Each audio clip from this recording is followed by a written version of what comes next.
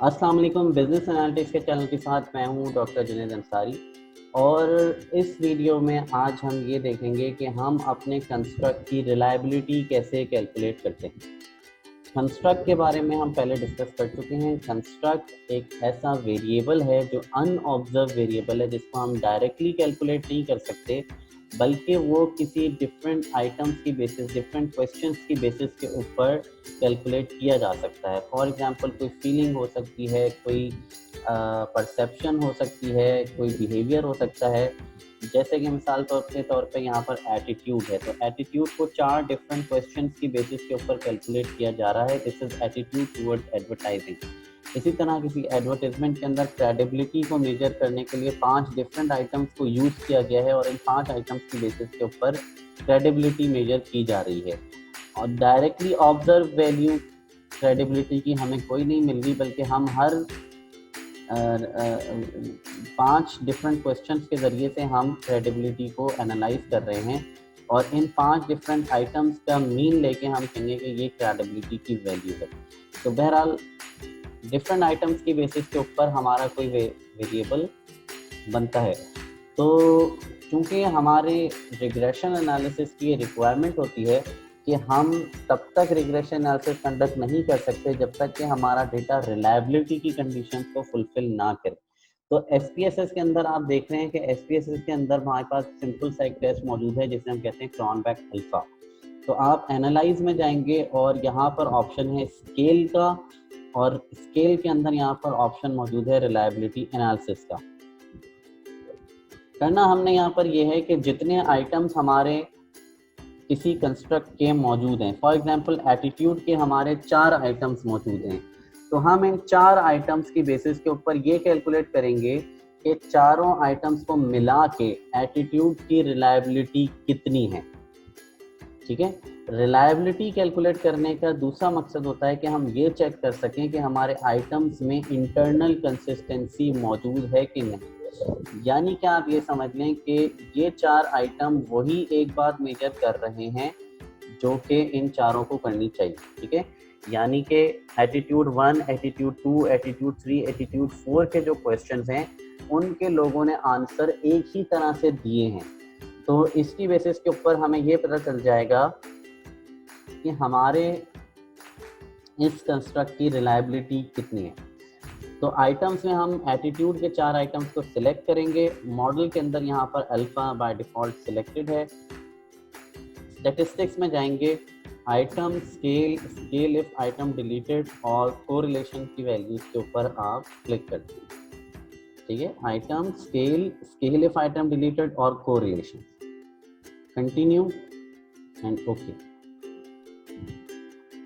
अच्छा, सबसे पहले देखें कि क्रॉनबैक अल्फा की वैल्यूज हमें कितनी मिली। क्रॉनबैक अल्फा की वैल्यूज हमें एटीट्यूड के क्रॉनबैक अल्फा की वैल्यू हमें मिलती है 0.676। जो रिसर्चर्स सजेस्ट करते हैं कि क्रॉनबैक अल्फा की कट ऑफ वैल्यू 0.6 होनी चाहिए, यानी अगर 0.6 से नीचे क्रॉनबैक अल्फा की वैल्यू है तो वो किसी भी हाल में एक्सेप्टेबल नहीं है। But in some cases Cronbach alpha की वैल्यू को 0.6 से ऊपर एक्सेप्ट किया जाता है। इसकी आइडियल वैल्यू 0.7 है। 0.7 की वैल्यू, यानी अगर क्रॉनबैक अल्फा हमारा 0.7 से बड़ा है तो इसका मतलब है हम ये कह सकते हैं कि हमारा डेटा रिलायबल है, क्योंकि उसकी इंटरनल कंसिस्टेंसी मीट कर रही है। तो चूंकि यहाँ पे 0.676 है तो हमारा डेटा की रिलायबिलिटी थोड़ी सी कॉम्प्रोमाइज्ड है, लेकिन हम इसको डिलीट नहीं करेंगे या इसके ऊपर कोई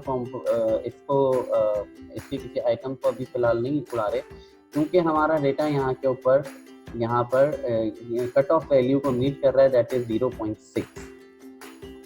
नीचे अगर आप देखें तो यहाँ पर एटीट्यूड 1, 2, 3, 4 ये 4 डिफरेंट एटीट्यूड के आइटम्स और उनके दरमियान inter item correlation matrix develop हो रही है।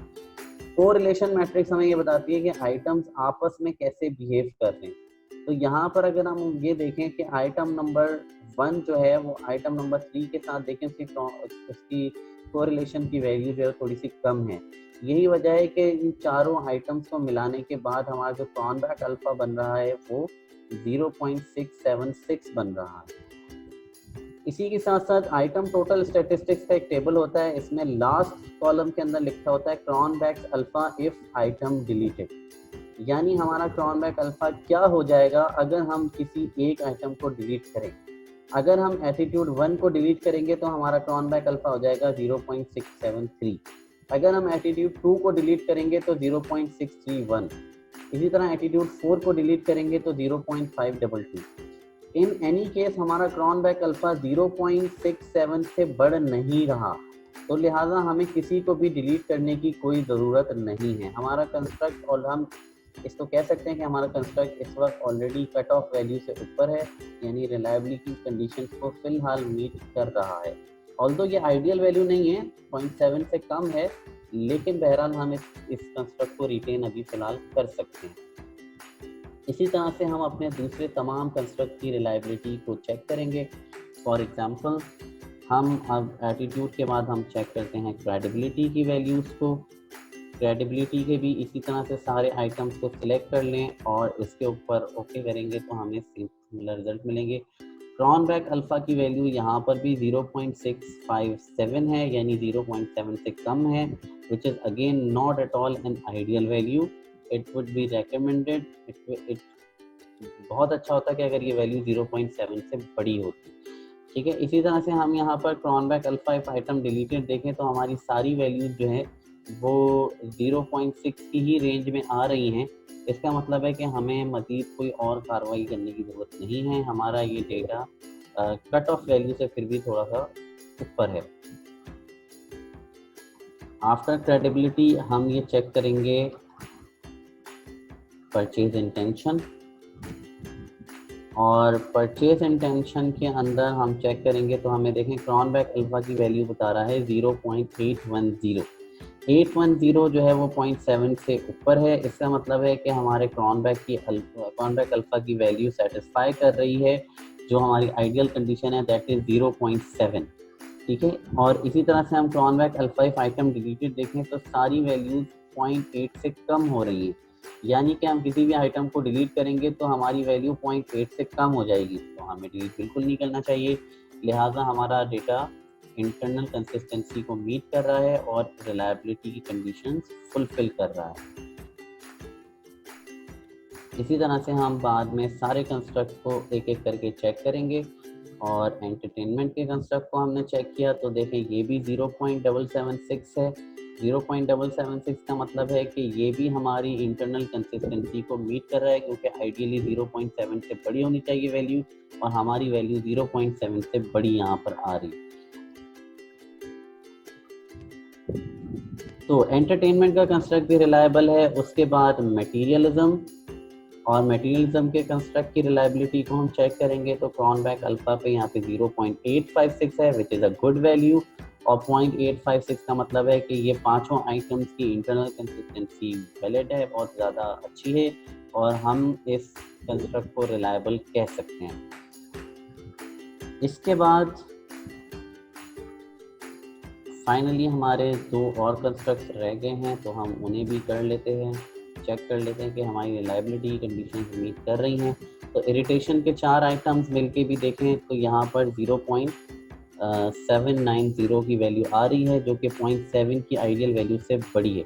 अच्छा, अगर आप यहाँ देखें तो इरिटेशन 3 का जो आइटम है, इसको अगर हम डिलीट कर दें तो हमारी वैल्यू 0.821 हो जाएगी, यानी 0.79 से एक्सीड कर जाएगी।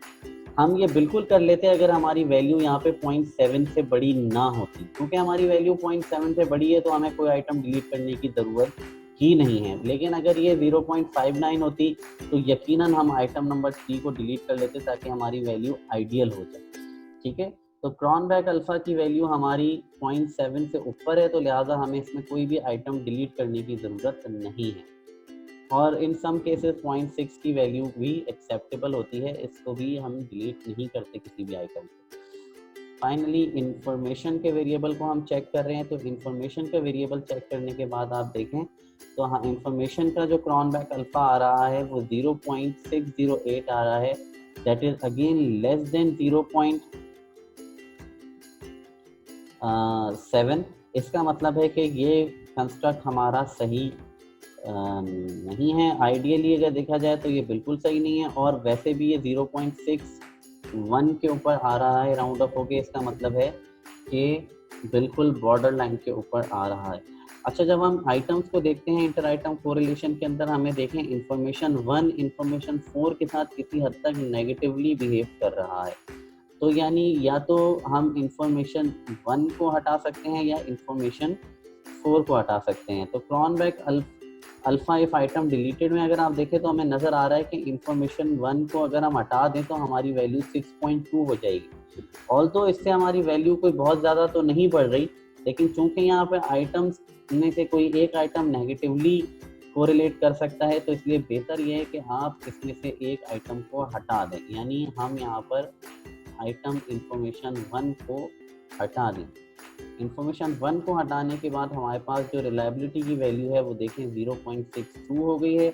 और 0.62 होने के बाद again this is not an ideal value, but it lies under the cutoff value, that is it is greater than 0.6, so we can retain the construct and we may not be delete the construct। तो हमारे model के अंदर ये construct रह सकता है। ठीक है, होपफुली आपको ये वीडियो पसंद आई होगी। तो आई वुड रिक्वेस्ट कि आप लोग सब्सक्राइब करना ना भूलें चैनल को। Thank you so much guys.